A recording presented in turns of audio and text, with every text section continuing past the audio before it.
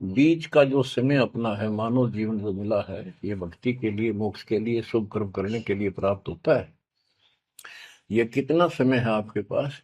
10-12 साल तक तो अब बहुत बच्चा होता है, 15 तक, 16 तक। फिर जवानी का की मस्ती आ जाती है, शरीर स्वस्थ होता है, और फिर विवाह हो जाता है। विवाह के बाद परिवार की लगन लग जाती है, उसके पालन को, उसके उससे निमटता है, इतना बूढ़ा हो जाता है, वृद्ध हो जाता है। वृद्ध अवस्था में कभी गोड्डों में दर्द, घुटने दुख है, कभी सिर में दर्द, कभी दांत उखड़ गए, आंखों से दिख नहीं रहा, कभी बीपी आई, कभी शुगर की बीमारी।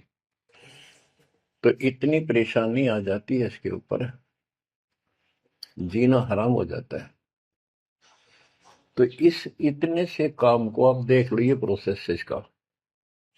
यदि मोक्ष नहीं हुआ, पूरा सतगुरु नहीं मिला, तो फिर अगले जन्म में क्या होगा? फिर पीछे तू पशुआ की जय गद्दा बैल बनाई, ये 56 भोग कहाँ मन बोरे, कि तक कुरली चलने जाएगी। ओहो।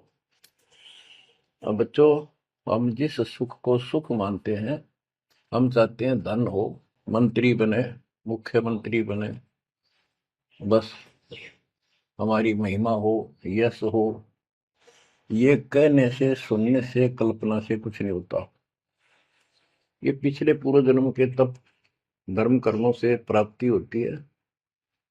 इस जन्म में यदि शुभ कर्म नहीं किए, अच्छे कर्म नहीं किए, फिर वहीं के वहीं रह जाएंगे। यानी कोई शुभ कर्म बनेगा नहीं है, अगले जन्म में फिर कुत्ते की नहीं पाएगा, आज चाहे कोई किसी देश का राष्ट्रपति है। तो क्या बुरी बनेगी अपने साथ? देखो, हम धन चाहते हैं, निर्धन के मन में एक तड़प है कि धनवान सुखी। धनवान सोचता है राजा सुखी। अब आपको एक छोटा सा उदाहरण देता हूं।